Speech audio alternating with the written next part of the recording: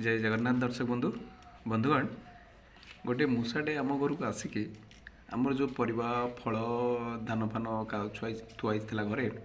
तो सब काटिदिए घरे समस्ते व्यस्त होते मूषाटे करूँ तेणु मुझे गोटे जंताटे किणिक आणिकी घरे काले गोटे टमाटर देखिए बसई देखो मूषिकराज मोर धरा पड़ जाइए आम रखीचु बर्तमान फिटे देवु नहीं कि बहुत दूर बाट नहीं तो छाड़देबू बर्तमान से ताको आम बिस्कुट देचु से खाऊे देखो गोटे बिस्कुट से खाई सारे आउ गोटे बिस्कुट ताको दिया हो गोटे बिस्कुट से खाई सारे देखो गोटे बिस्कुटे से खाऊे केते सुंदर भाव भोकला अच्छी निश्चय राति सारा बोधे किसी खाईनी तेणु देखो बंधुमान आम आपको देखिए खुशी होनु गोटे जीवटे केतबले दुखरे थाए तब खाद्यटे देले खुशी होते से अनुसार तो खाद्य देचु आम ताको नहीं कि बाहर छाड़देबू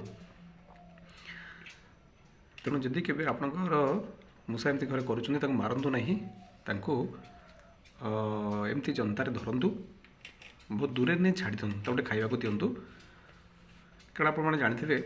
जो गणेश महाप्रभुंर पूजा कराए पाखे मूषिक महाराज था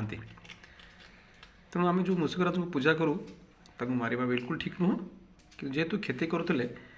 सी आम गोटे जनतार पकई धरीचु देखो केते खुशी लगुच मूषिक महाप्रभु आज आम घरे बिस्कुट खाऊँ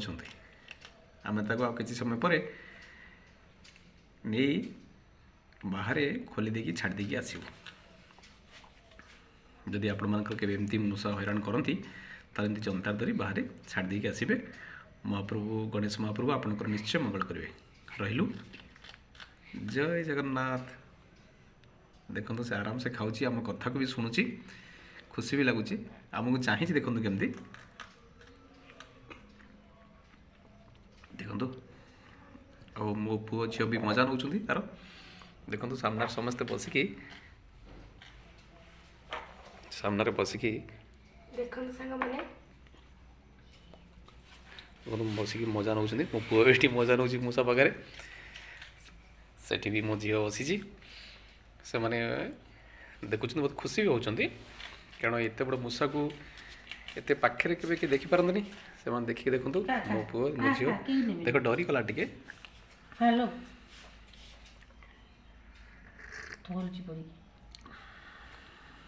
बड़ मूषाटे शीत भी हो शीत भी हो देखो